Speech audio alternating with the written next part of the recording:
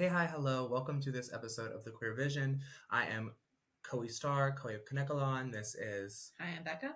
We are the co-founders of Queerlina and the Queer Vision Pod. Today we sat down with Abby Morgan and Vectus Levon Nevermore-Heaux.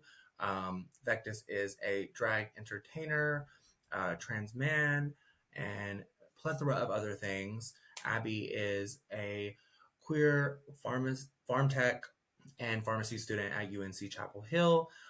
They both together have worked to create one very successful fundraising show so far, one of the most successful fundraisers at UNC thus far, which was a drag show fundraiser for queer healthcare, let that be known. And I'm sure there's a plethora of more to come. This is a really good episode. We kind of just chit-chatted, talked about life and everything else as usual. So keep watching.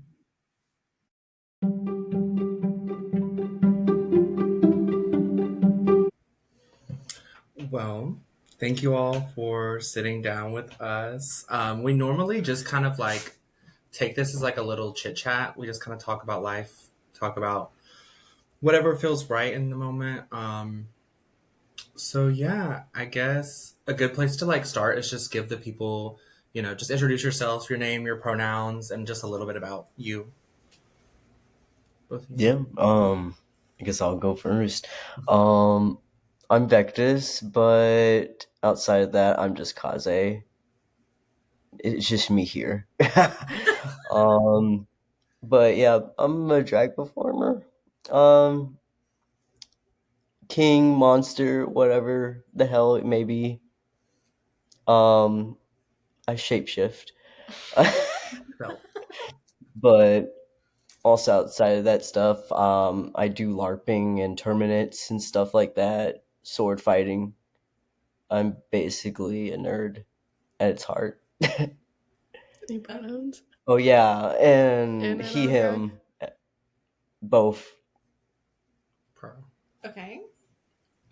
So I'm Abby, pronouns she, they. I am not a drag performer, but this is my lovely partner here. So I go to a lot of shows and help support the community. I'm actually in pharmacy school, so I'm about halfway through pharmacy school and knew I wanted to do it since high school. So living through the dream and supporting queer healthcare throughout the process. Okay. Period. And you're also a show producer, though, in drag. Like, I, you help produce the show. I guess Right? now I am. Now I am. Yeah. Okay. So So, give yourself a little bit of yeah, I guess I can talk about how that came to fruition. So, because I've done like all the professional things, I've done like event planning before. Back when I was in high school, I was in something called Interact Club, which is like Rotary Club, which is like community service, but for high schoolers. And we had a big fundraiser that we would do every year. And it was like a carnival basically for all the kids in the town. I came from a small town, so it was like the big event of the year. So that's where a lot of my like event planning came from, was organizing that for all the kids in the town.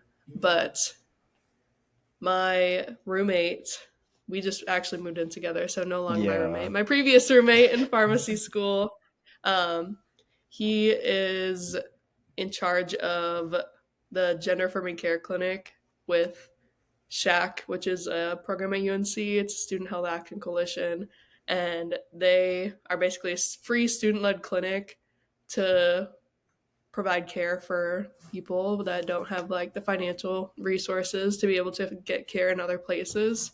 So it's a really great program. And my friend in pharmacy school, Chris, he is kind of the head of the gender affirming care clinic. And we had talked about different ways to fundraise.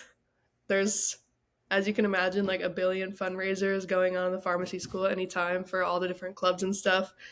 But I was like, you can only make so many stickers, you can only make so many t-shirts. Like, that's not really what we're trying to do. And so after meeting him and like going to the shows, I was like, it'd be a really cool idea to like have a drag show be a fundraiser that would go towards gender affirming And care. I'm all for it. Yep. 100%. So Go for it. Yeah, We need more. I mentioned it to him and he's like, yeah, that's a great idea. And we were all on board. So I was like, okay, I'll do like the logistical planning with the venue on my side with some people from the pharmacy school. And he really coordinated all the performers and trying to like get the lineup, make sure Mm. it was like a good rounded out cast of different types of drag. And yeah, it was a really great event. Koee was there, so they can talk a little bit more. Yes. But it was honestly, the turnout was even more than I ever could have expected. No, for real. And we raised over $1,000, which I think Chris said is like more than their yearly budget at that point. So definitely success. Period. That's amazing. Yeah, that's honestly, I'm so excited for. I mean, I was so excited to be a part of the first show. I'm so excited for the next show. By the time this goes out, we'll have already done that. So I'm excited to see how that one For goes real. too. Mm. Um, and just all around, the whole idea is just, I don't know. I think it really seems like one of those things. It's like right time, right place, because that venue Mhm. is so good. Like Chapel Hill does not have a lot of drag. Like, and like it being a fundraiser, it all kind of works together. And like, okay, this is something that isn't happening in the area already. So that helps, people come out and like be like, oh, I actually do. I want to support this and be there. Um, but yeah. Yeah, it really worked out great. I had the idea for a while and I was like kind of stalling, figuring out venues. So I had some help from some of my friends at the pharmacy school, and we're not allowed to have DEI anymore. So it wasn't our DEI committee that hosted it, it's our culture and community committee as part of the student senate. So my two co-chairs, C and Shay, they really helped me with like reaching out to the venue and checking out the place and being able to put it all together. So it was really a great effort from a lot of people, and I'm really excited. It was such a success. And the people at Steel String also were super appreciative, and they have said before that they love supporting local artists. They have like local musicians and things there throughout their schedule as well. So this is just kind of another way for them to support that. Oh, And yeah. we're glad it's turned into a nice little partnership. Yes, that, and honestly, it really does. It helps to have, a lot of people around you. I, for one, could not do it all by myself. Like, thankfully, Rebecca is No, more of it's a like lot. the logical, and then Nebula helps me with a lot of like, pulling music together and stuff. So it really, when it's one person, I don't know, anybody that does almost everything by themselves, props to them. But that's insane because it is stressful. Yeah, definitely. No, yeah. But most of these shows like are going to be fundraising events. I very much enjoy that part of it. And It it's speaks nice out a because lot.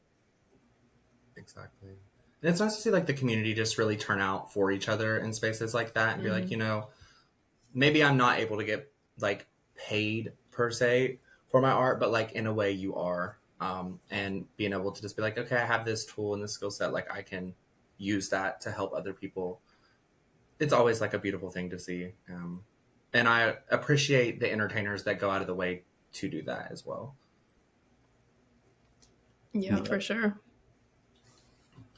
So I guess a good like little pivot is Vectus, what kind of got you into the drag community? Like what was that journey like for you?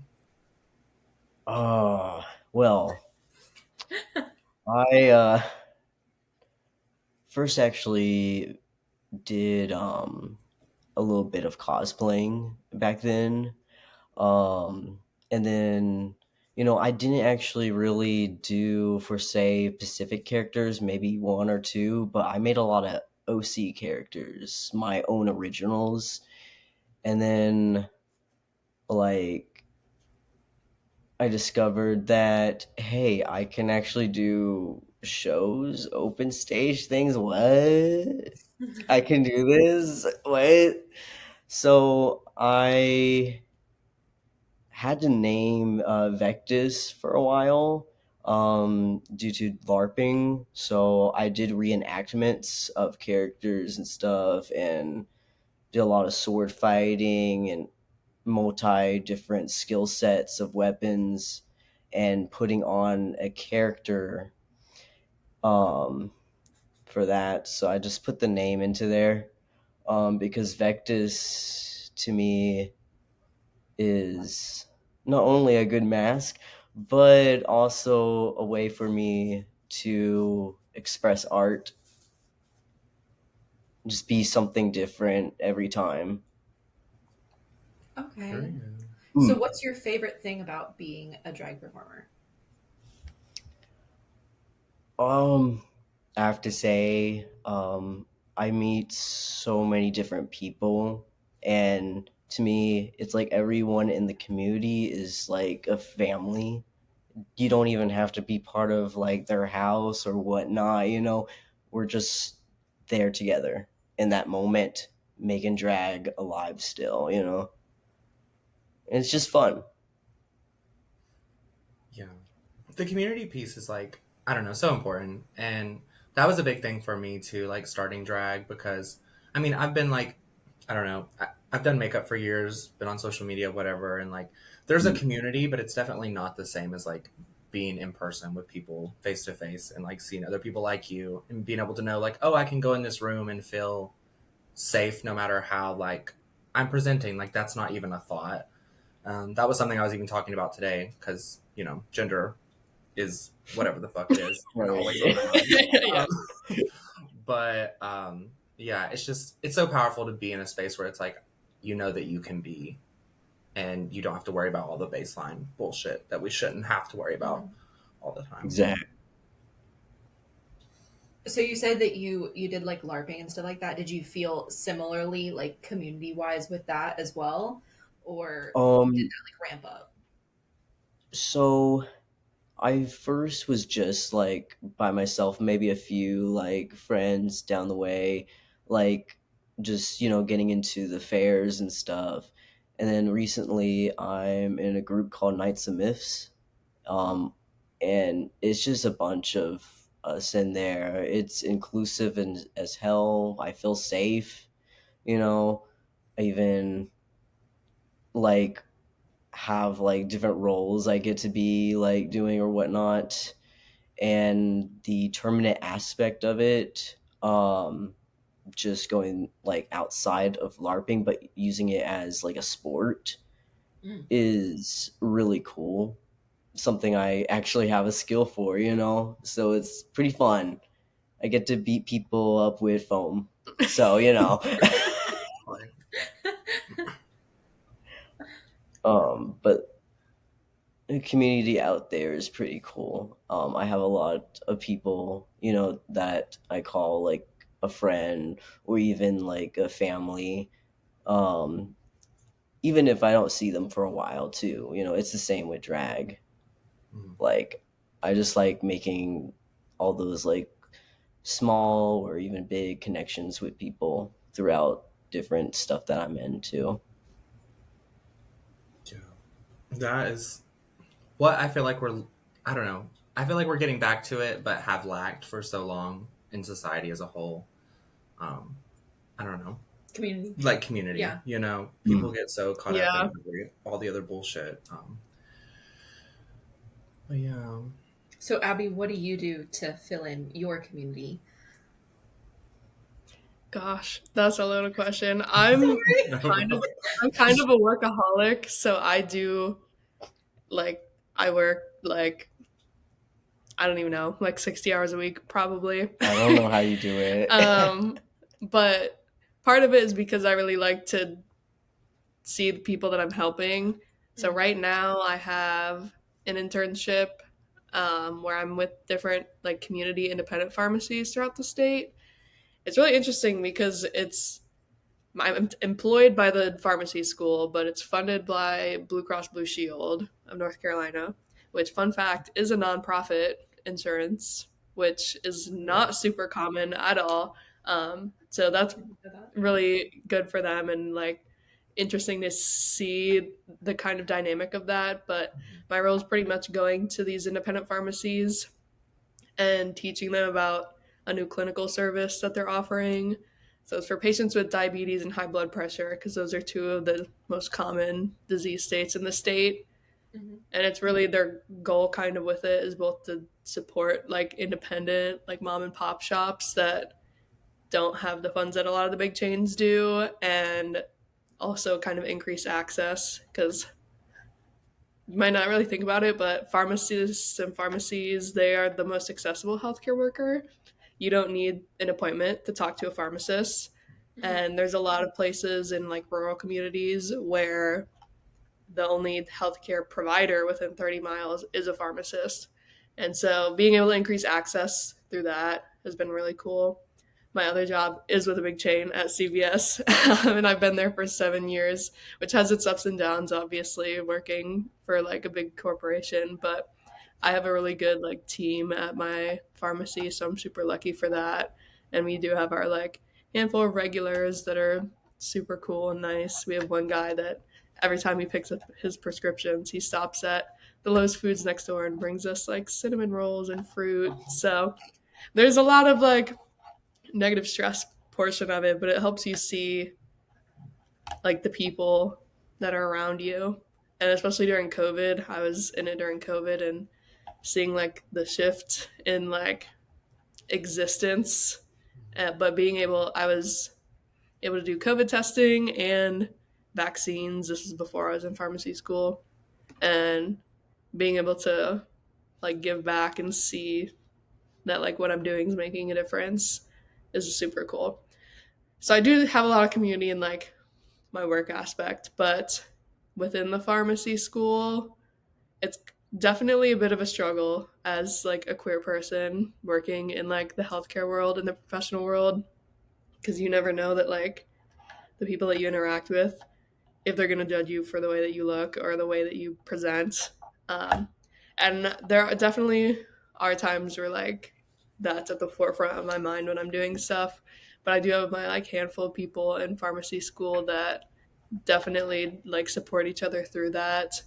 um, and our like fundraiser that we put on was probably one of the most successful ones that anyone's done at the school in a really long time. So I think that's like a testament to the community and like the value to human interaction. I think part of the reason it was so successful is because it was an event where you could go and socialize and see other people and performers, not just, oh, I'm going to pay money to have another thing.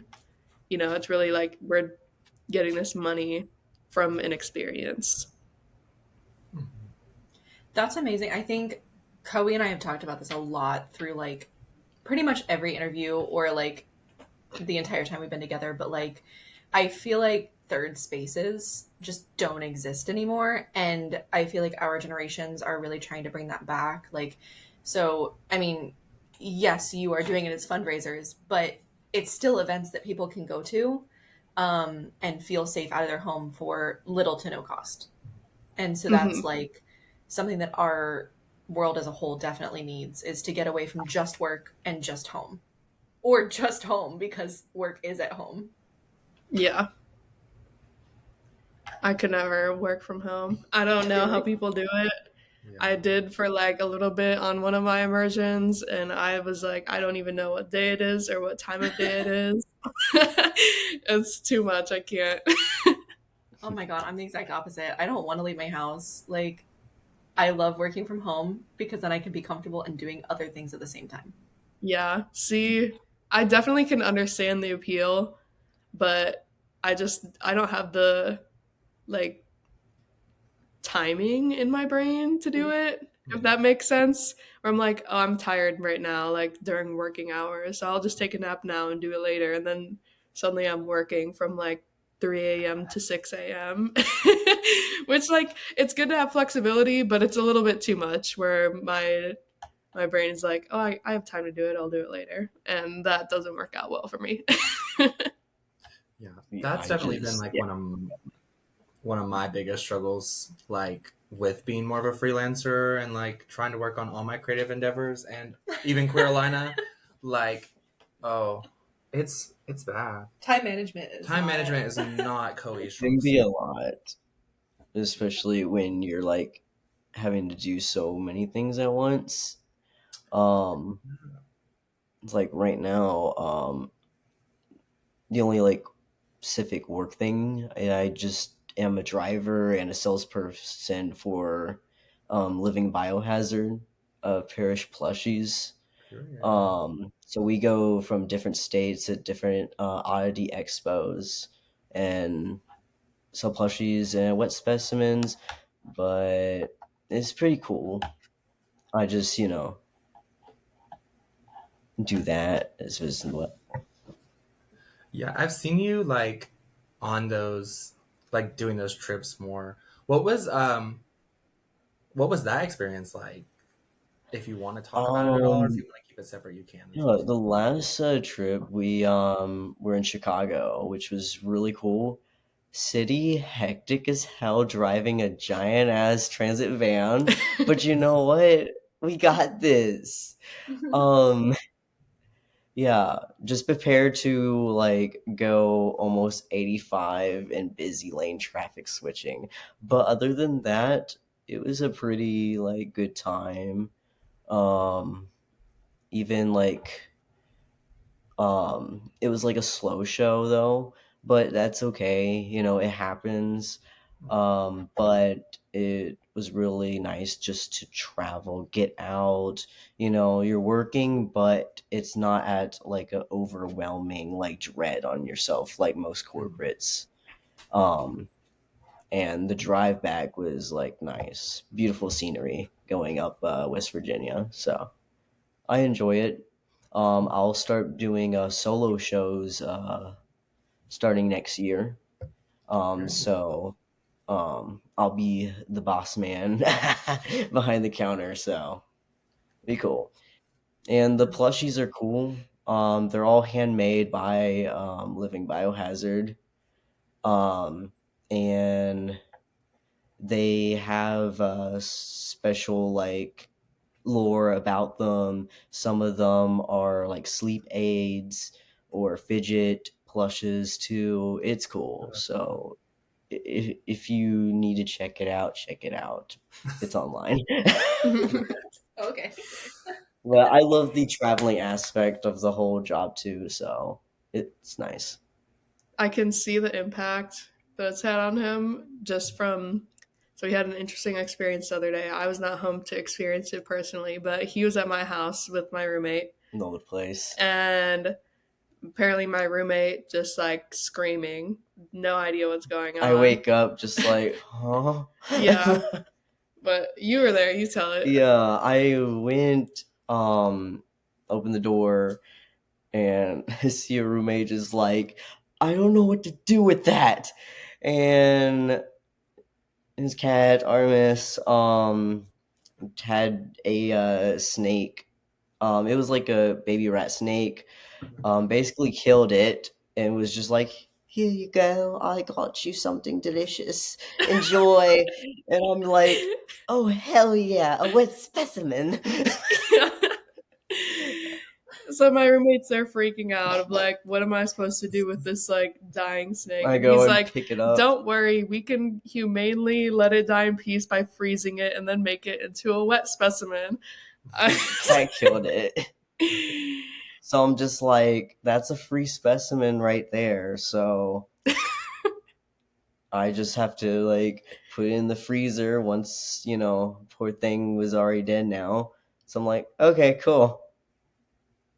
Oh my god. But yeah, but it was kind of sad. But yeah, I have special interests of many sorts. So like, wait, wait. I'm trying to like think of what my question is. Because I have a few. I'm sorry. I know, how do you follow that up? This is like Ethically sourced. trying to process the whole thing. So like, is this something like that you just do on your own time? Like you repurpose? No, because it's kind of cool. It is cool if you like find a dead animal and like repurpose it into like some art. I'm just trying to follow like Yeah. what was the Yeah, plan for the snake. Wait, do you have one um, here?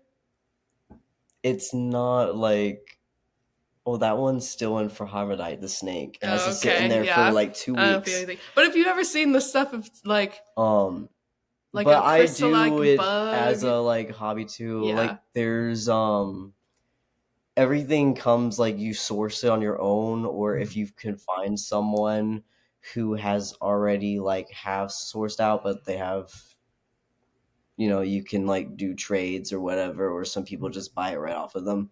But it's literally things that you just find, like the taxidermy stuff is usually comes from people just finding it outside or on the road.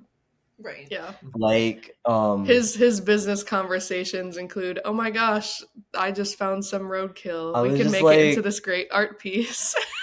the squirrel that got freshly hit found on the road. My friend who does living biohazard was like, "Hey, pick that up. Here's a plastic garbage bag." So I'm like, "Okay."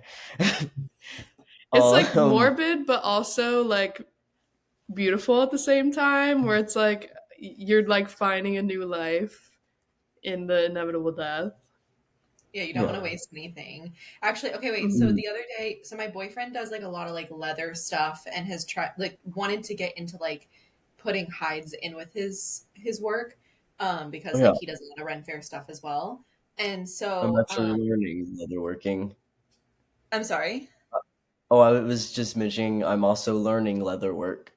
Oh my gosh. Okay, yeah. So it's Yeah. super fun, honestly, like to see him do it and like to play around with it myself. But so we were talking about the fact that there's a lot of roadkill out there, and he's like, if you want to get something that's like big, like a coyote or like a deer or something like that that's been hit, then you have to get a permit for roadkill. Is that like Um, what do you it do? depends on what it is. Uh, Like like for example, like birds. Like some people try to get birds off the sides of the road because the feathers, um, but only domesticated birds are allowed. Um, when it comes to like repurposing. So like chickens, turkeys, rare cases, your own bird, um, are usually allowed. But that and ducks. So domesticated um, bird livestock It's like a is state to allowed. state thing too. Yeah, and So when it goes for different yeah, animals. and when they go Have to the conventions, since it's like across the different states, it's like, okay, you need to know the law in whatever state you're at and make sure you're not oh, like selling something that you're not supposed to, even though like you may source it from like, oh, it was already dead on the side of the road. Like, yeah, there's I don't know what it is in North Carolina, but I know this is like a crazy fact to know, but um collective like human parts can be sold only in certain states, which I found that out because like there was someone selling like teeth and I was like, yo, what? That's crazy. As long as you have a permit to sell it and it's legal there, I'm just like, that's crazy. That's crazy. you don't sell people though. Just I wish. ethically sourced. It's yeah, totally yeah. Yes, no murder. yes, We're good. no murders. No, But honestly. I still think it's crazy, but it's pretty cool.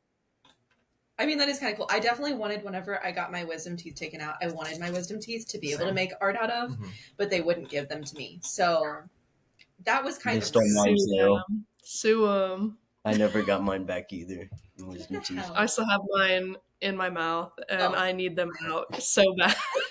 Yeah. But I need to, I don't, this is part of my struggle. So I'm from Illinois and that's like where all my family is. So I don't know. Well, before I met him, it was a much harder decision. Now that I have him, it'd probably be easier to do it here. But I was like, what am I going to get my wisdom teeth out and say something super out of pocket to my parents that they like have no business knowing if I go back home to get it done? Well, now I could probably get it done here, but I don't know. Dental, healthcare, even working in healthcare, it's so expensive. it's so overwhelming, especially with like the extra things like dental and vision that aren't included. So like, yeah, that's been put off for too long. I need to get them yoinked. Yeah. I had mine, honestly. Never mind. Because I don't want to deter you. No, make sure you have a good person next to you.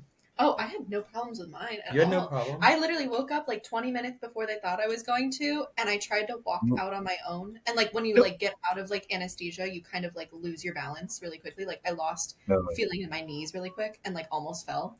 But like aside That's from crazy. that and me being stupid, How old were you? I was 18. Yeah, I got mine done the same year as we got my bone out. Yeah. I'm pretty sure, I don't know this. I got mine Don't fact check me on done at this. 16. But I'm I pretty just sure slept. like the older you are, the like worse your recovery is. Oh, so sure. like I'm just making it worse for myself by waiting, but here we are. See, I was 16 whenever I got mine out, and they had to wheel myself like in a wheelchair, and I was just like weeping the whole time. Just like so out of it. He hates the dentist. So I'm sure it was a traumatic experience. That part. So I feel like this is an appropriate time to ask you guys, what's your big three if you know your zodiac signs? Because I feel like I need to know with both of I you. never remember. Right, I'll go first. Aquarius, Gemini moon, and escape. No, come back. Do you have a co-star or whatever app? You think on it. So I'm a Sagittarius sun, Libra moon, Pisces rising. I knew there was an earth Oh, sign. I remember now. Okay, Aquarius, Gemini moon, Scorpio rising. Okay.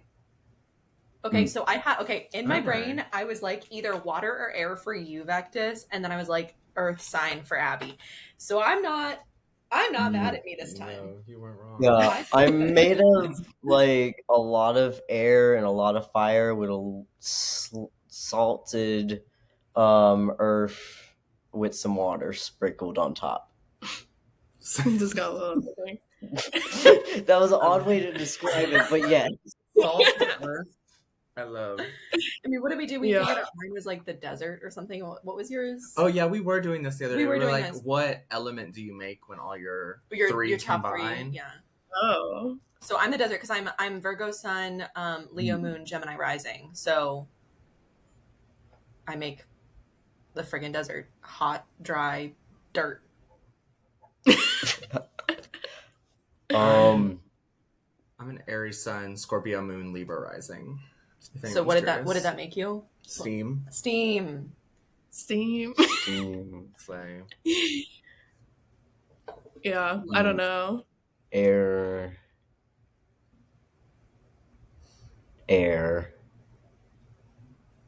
And then Scorpio is water. I guess you're like fog, mist, like fog, mist. What? Foggy. It's foggy here. Yeah, I don't even know. What were yours again, Abby? Sagittarius, Libra, and Pisces. So Pisces is water. What is that? What's Libra? Is Libra? Libra's air. Is it air? Yeah, air and fire. And fire. No, Sagittarius. Am I steam then? Fire. I think I'm steam. Yeah. Oh, you were wrong. I was wrong. Wait. Gasp. Fire, water, and air. What the hell would that make? Steam? Yeah. So you're both steam? Yeah. Steam sisters. Yes, queens. Fog. That's crazy. I don't know. I feel like I'm very a fire sign, but also not a fire sign. I don't know. There's some times where I'm like, yeah, very fire sign. I don't know. I think it's that thing where like your sun sign is like not what you get perceived as or whatever the lore is. I don't know. Yeah. I think it's the like, rising is what you get perceived as. Yeah. I feel like people clock my earth sign very quickly, though. Because the older you get, they say the more that your rising Calms down. calms down and goes away, per se, because Really? you like unmask and you show more of your real self. Oh, Yeah, Oh. well. that Yeah, I makes can sense. see that. Yeah. I don't know. All my exes are Pisces. I don't need. I need that to go. Oh my gosh, I could not. I've always heard if you find out that you're like finding a lot of people of one sign and like grabbing them into your life, like that's like the atmosphere that you need to like open yourself up to. So like for a while there, I was getting a lot of Pisces in my life, and it was like I needed to calm down and be in tune with my Why do emotions. they always send a Pisces? Well, I don't know. You got me. Oh, yeah. Congratulations on like moving in. Also, that's so Yeah. exciting. Yeah, thanks. Oh, we could say how we met. Oh, yeah, It's so an interesting story. there I was in the Wild of Legends dance floor. Yeah, I forget y'all kind of actually have a cute story.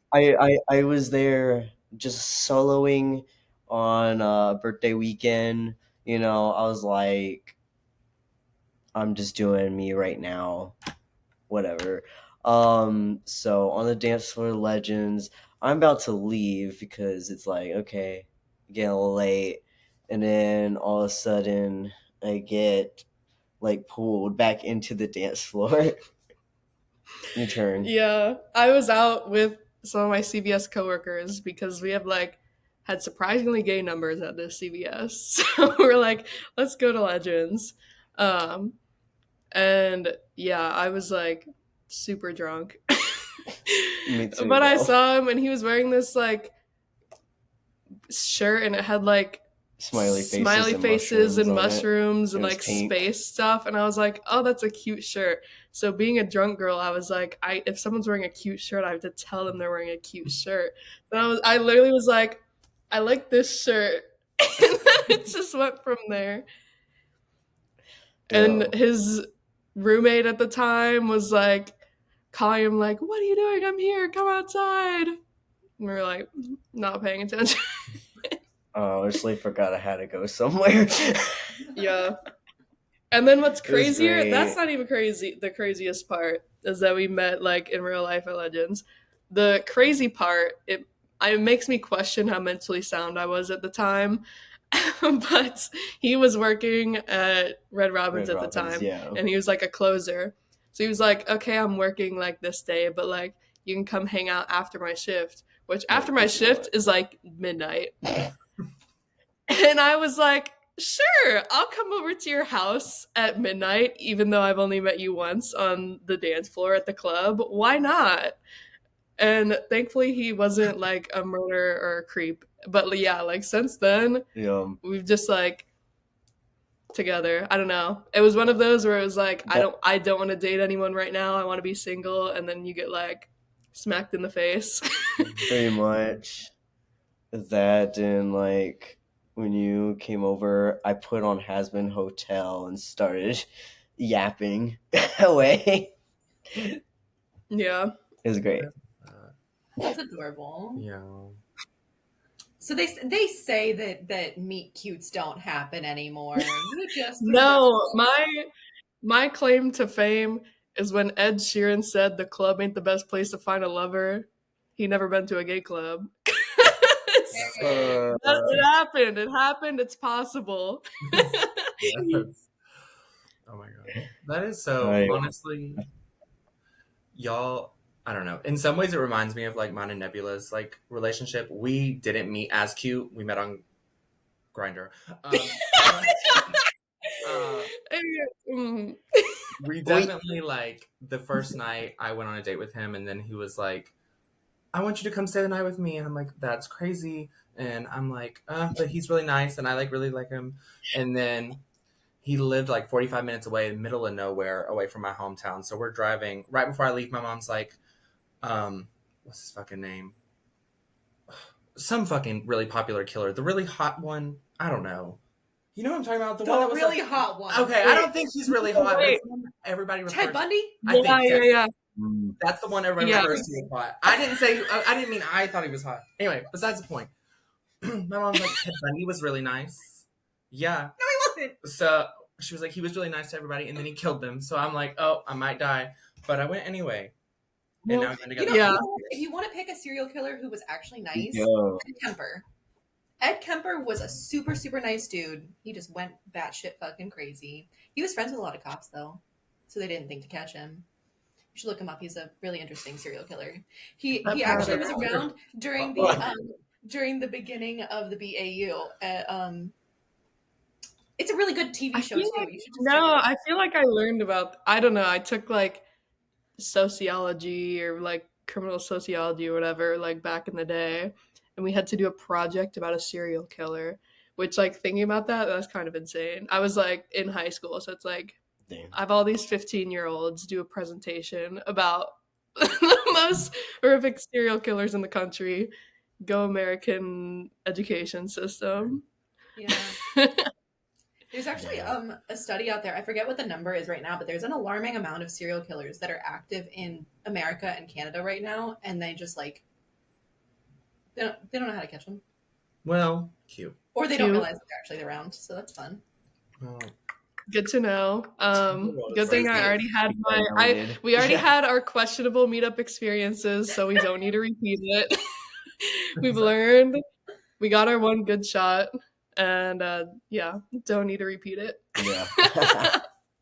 Girl, okay, so funny story. I was like, okay, I went to college. I graduated college in 2017, okay? So like whenever I was in college, I did the questionable things that you did, meeting up with each other and making out with random strangers just because it was fun on the dance floor, right? And like COVID happened, and now I'm like, why I touched strangers. I don't know if they washed their hands. I don't know if they brushed their teeth. And now I'm like, okay, if I was single, I definitely would not be. Like I would never date again. That's disgusting.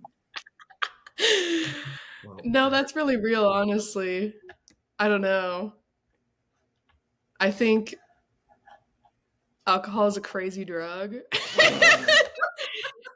Part of where it came from.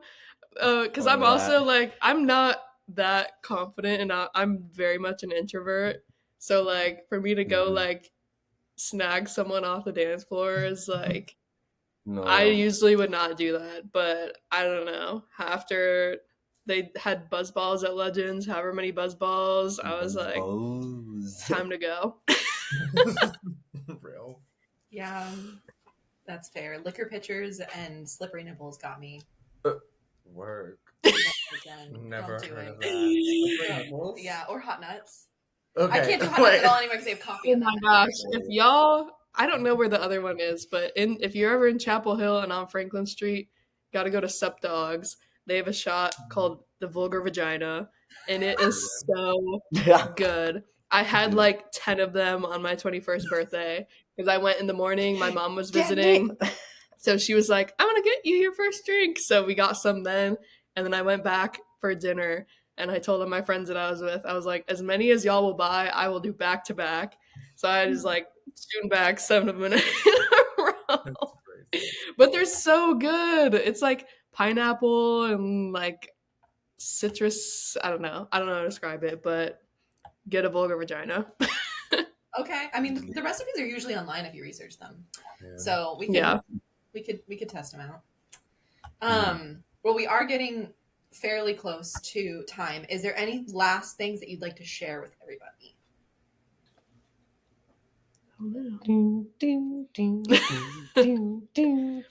I guess one of the things I did submit is like a little info thing I made. So in pharmacy school, I was in a elective about LGBTQ plus healthcare, which was actually created by one of my classmates, Pritish, which y'all should definitely interview him. I can get you his contact information, but he literally like wrote this syllabus, was like, this is something that needs to happen, made the syllabus, proposed it to the school, and they're like, good. So now we have this course, and part of it is like doing a project, and I wanted to do a project that was like applicable to people. And so they gave the different topics, and I did one about navigating healthcare in the US. It's pretty general, but it's also has some like specifics about like queer healthcare and gender affirming care in it. So I shared that with y'all. I'm not a graphic designer. I'm not. He's the artist. I'm the logical one. So it's definitely just like the Canva print. Put it in there, but the information's there, and yeah, I'm glad to serve as like a resource to the community if people have questions of like how to navigate healthcare, or like how to talk to their doctors, or any of that. Where did you share it so I know where to look for it? In the consent form Okay. Google So sheet thing. okay, perfect. I can grab that. That also reminds me, I do for the magazine spread, I do like to add pictures of people, and sometimes I'll just pull them off Instagram if you don't have any. But like if you guys have like 3 to 5 pictures, if you can send in more than that, I'll just choose like 3 to 5 that fit easily in the spread. But they can be of anything. They can be of you performing, they can be of one of your events, they can be of both of you together, literally whatever. Yeah. Sounds awesome. Cool. Do you have socials that you guys would like to share? Sorry. Underscore ghost period viper underscore on Instagram. Social. My Instagram and like all my social media is a Morgan underscore 23. I'm pretty sure it's private because pharmacy school, they don't need to know my whole life. But if you request or DM me and have questions, I'll be happy to answer. Okay. Yes. Thank you all so much for like sitting down. I definitely feel like we need to have you back at some point and get some bulleted point, because I feel like this was a very ADHD chit chatty episode, which I live for, but I also regret not asking more intrusive questions. Honestly, No, it really be like that. This is the stream of consciousness episode. No. It really is. Honestly, a lot of ours are, because like I feel like we, even if we think of ideas at the beginning, like that's just not where the conversation flows. So like Right. low key do want to bring some people back in the future and just be like, hey. Yeah. But thank you all so much for like everything that you're doing into the community, for the community, and just like, I don't know, continuing to be a voice. And I'm just so glad that you both are able to bring like your passions into it and like create this beautiful thing. Like, sounds cliche and sappy, but my Aries in me is like, oh, but no, it really is. And I'm really grateful, and I know people are going to continue to be grateful, and I'm just excited to see like the continuation of things. Yeah. Right. I don't know. I think we complement each other really well in like not just our relationship, but like everything else, where just in general. Yeah, he brings the like creative mindset. I bring like the more logical mindset, and like we're able to meet in the middle and like figure things out well. Make it happen. Yeah. No, it works out really great. I love that. Yes. Well, thank you all so much for like sitting down with us and just chit chatting. Was there anything else you wanted to say or plug? This will be like in July, so I don't know if there's anything after that that you know of yet, but I'm not sure. Not yet, but there will probably be more at Steel String, so just keep it on your radar. Steel String Brewery in Carborough. Yes. Be there.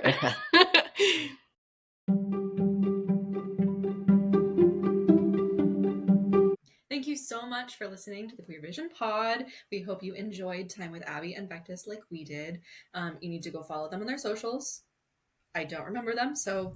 Which is if I'm not mistaken, A Morgan on Instagram for Abby, and then underscore ghost period viper underscore. You know what? Just rewind. Rewind. But anyway, thank you so much for listening. Go support them. Go support everything they're doing, because they're supporting our community and it definitely needs it. But anyway, we hope you have a really good day. Thank you. I am Becca, and this is Koee. I'm exhausted. Thank Bye, you so much. y'all. Bye.